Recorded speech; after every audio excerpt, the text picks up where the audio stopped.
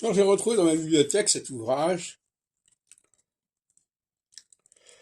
de Monsieur Boulot, Fabien Boulot, professeur de français à Toulon.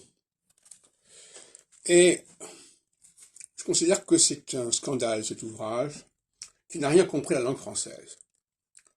Alors il emploie une expression, là je vois page 61, les pluriels en français sont des casse-têtes. Notre langue a du mal à se faire pluriel, et néanmoins n'a de cesse de vouloir marquer la pluralité. Des centaines de millions d'êtres humains se font pourtant très bien comprendre, sans pluriel, et ne s'en portent pas plus mal. Alors ça, c'est très intéressant.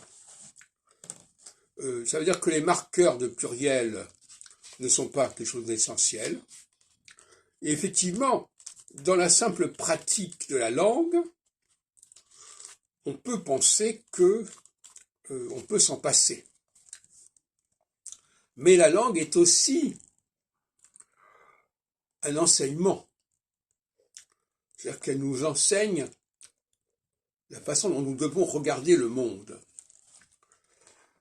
Et par conséquent, le fait de distinguer entre le pluriel et le singulier est quelque chose d'essentiel, comme entre le masculin et le féminin. Il y a des langues qui n'y parviennent pas, qui le font très mal, comme l'anglais par exemple, qui ne savent pas gérer la dialectique masculin-féminin, qui ne savent pas gérer la dialectique singulier-pluriel. Alors, comme on dirait, n'est-ce pas, comme dirait M. Boulot, elle ne s'en porte pas plus mal. Toute la question est là. Est-ce que c'est important ou pas d'avoir une langue plus ou moins cohérente, plus ou moins structurée?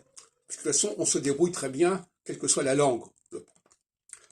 C'est une question que se posera le XXIe siècle, parce que la langue, c'est quand même une technique, et le fait d'apprendre une langue incohérente, à mon avis, est un élément toxique pour l'enfant qui apprend cette langue.